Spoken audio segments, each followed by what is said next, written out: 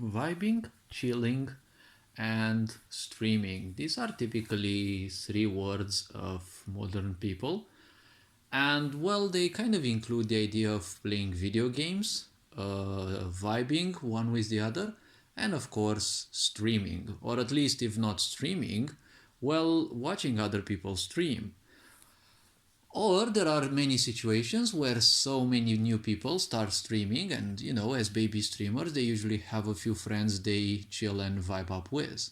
Well, this is a very interesting, activity to say, and it can actually provide a lot of joy, but it can come with the frustration of playing, online games as well as especially competitive games.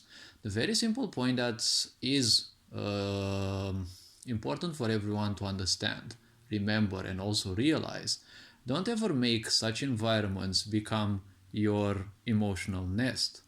See, in this world where so many variables exist and so many things can happen, don't put your eggs in one single basket, right?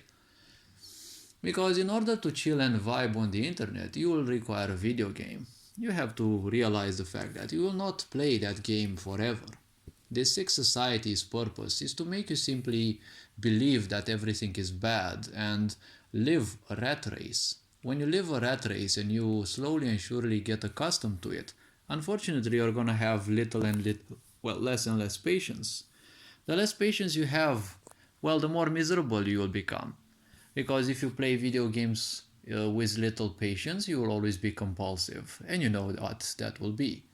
When you play video games and you actually get to win them, you get that small little dopamine rush. The problem is, the more dependent you become on that, the bigger the problem for you and others, because the more dependent you become on the dopamine rush, the more dependent you become on actually playing more games and, supporting the idea that the next game will be better. When this happens, every time you win, you get the dopamine rush. Every time you don't win, well, it's a whole tragedy, right? A lot of people become toxic and such. And well, that doesn't actually help a lot because, well, ignorance has thousands of layers. You're supposed to pierce through those and, become better and better. Now, when it comes to becoming better and better, see, video games, streaming, and the such, they are nothing but tools, so make use of those. Don't get yourself used by the tools because that's not a good way to live. If you have invented or created or built a hammer or any other tool, don't, don't let it rule you. Don't worship the tool. Make use of it and that's it, right? Because the video game, sooner or later, you're gonna quit playing it, or the developers and designers will simply make it unplayable through bad decisions. All sorts of things can happen, right? The company may be purchased by someone else who doesn't care much and wanted them, that company out of the competition, or whatever else. Your game may soon be gone. Sooner or later, every game is kind of going to fade away. Only very few games are still around after, say, even 20 years. Some of them aren't played as much, but others are still played somewhat. Most of those games that are still played somewhat are still played because of people, getting emotionally too attached. See, you outgrow environments. You don't need to stay back into those. If you have played a few games and you no longer feel like playing them, getting back to them may be nice for a bit, but you will never be invited into those worlds again, right? You have outgrown those, so simply, be a man or a woman, no longer a child, and simply go on, right? Playing video games is good, it helps a lot in different ways. It doesn't help as much when it is done as a means of escapism, because not only are you ignorant, but you're seeking root in ignorance.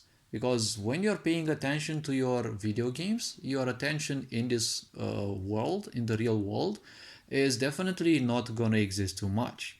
A lot of people use escapism because they think they are running away from the responsibilities of this society. You're not running away from them, you're just delaying them. And every time you delay something, you have less and less time to solve those. Problems will keep appearing if you keep doing the easy things. Because life always tends to get harder. So the point is, when life gets harder, try to do the hard things first so that the easier ones are left last. And also don't forget, there are a lot of people who say when life gets harder, you go even harder. No, you must get softer. Because if you get harsh on yourself, you're only going to commit more self-destruction, right? It is not the biggest or the strongest tree that survives the storm. It may be the biggest, but it is the tree that is capable of bending, because any tree that can easily bend without breaking, that is the one that will survive the storm or will break later on. But the very simple point is, the more they live, the more they can help the planet, as well as, well, they have greater chances to, well, make sure that new saplings will exist, right? Because they also reproduce their own way. So the very simple point is, when things get hard, always do the hard things first so that the easier ones are left last. And, well, the hard things will also teach you a lot of things. Yes, sure, don't dive into things when you're completely new, okay?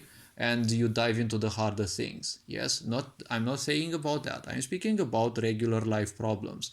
When there are things, always focus on the time-related priorities, for example. Those which can wait, but the most important ones are, the ones you should deal with.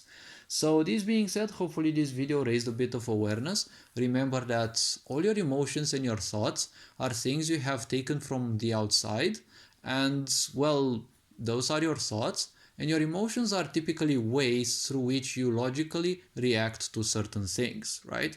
If you agree with someone, well, that is basically an emotion based on some psychological aspects, right? Some decisions, some ponderings that you've made. All those things are just pieces of meaning. You don't need to get attached to those, because the more attachments you make, it's like making an anchor which is stuck to your body, and it becomes bigger and bigger the more you invest into these pieces of meaning. And the more you invest and the more you invest, you will feel more stressed, you will feel more down, you will feel more suppressed, you will feel more depressed and the such. And it's like everyone wonders why, right? When you go to the pharmaceutical system, it just gives you some things which numb you down even more, just to give you the impression that, well, now you're no longer feeling any feeling, and, well, you're basically all right, but you're kind of dead on the inside. A lot of people feel like that, but they still keep pushing through their video game grinds because, well, that's what they want to do as escapism, right? Escapism can be a good thing, but try to do it in a more conscious way. Many people are surprised how I'm not simply raging in video games that easily, or, well, at least during the few streams that I do. It's because I'm accustomed to those games, right? Typically you rage in games which you know very well, or you don't know at all, or depending on each and every person. I don't want to pull emotions out of a video game because it's not anything, right? It's like when you play a video game, even if you play it with others, you're just pressing a few buttons and, scrolling through some meaning in your mind to make use of strategies and whatever, right? You're not fully interacting with the other people, right? They're doing actions, you're doing actions, and whatever. You're not socializing or interacting with those people. So I would only like to pull emotions out of real interactions, where I invest actually a lot of energy in researching people, right? When it comes to video games, you don't get to see those people or hear those people in many games. Even if you hear them, you can't make much of a opinion about someone just because they're pissed. Maybe they've had a bad day. But typically one thing to remember and also realize about people is that psychologically everyone puts the best up front when it comes to interacting with other people.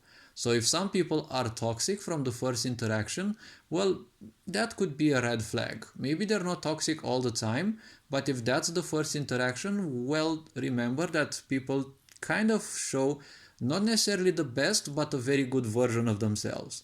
If a very good version of themselves is toxic, well, you don't want to see the very best version of them, right? In case they did not show that very best version of them. Some people are just simply blank. They're just a ball of misery and they love spending their whole energy into that. Well, it's a miserable way to be, but you don't have to be that way also, right?